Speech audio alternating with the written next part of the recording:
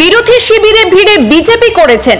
জেলা কংগ্রেস কার্যালয় থেকে ঘাড় ধাক্কা দিয়ে বের করে দেওয়া হলো কমলাক্ষ ঘনিষ্ঠ কাইয়ুম তালুকদারকে। ঘটনা ঘিরে হুলস্থুল কাণ্ড করিমগঞ্জ ইন্দিরা ভবনে।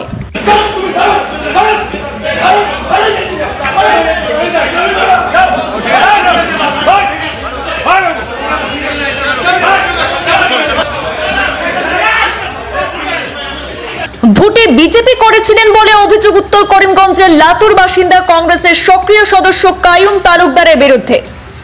আজ করিমগঞ্জ জেলা কংগ্রেস কার্যালয় ইন্দিরা ভবনে কাইয়ুম তালুকদার উপস্থিত হলে ঘটে বিপত্তি।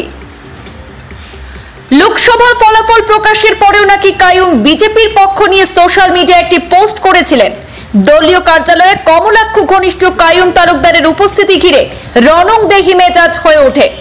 কথা কাটাকাটি এক পর্যায়ে হাতাহাতির উপক্রম হলে বিষয়টিতে হস্তক্ষেপ করেন দলীয় লোকসভার প্রার্থী হাফিজ রশিদ আহমদ চৌধুরী।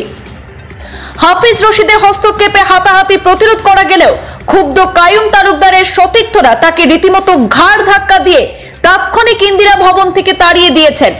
ঘটনা ঘিরে উত্তপ্ত পরিস্থিতি সৃষ্টি হয় করিমগঞ্জ জেলা কংগ্রেস কার্যালয়ে।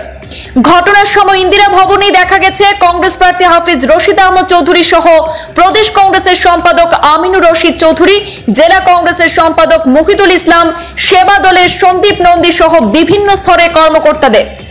আমাদের হাতে উত্তপ্ত ইন্দিরা ভবনের সার্বিক পরিস্থিতির সেই দৃশ্য রয়েছে, একবার দেখে নিন।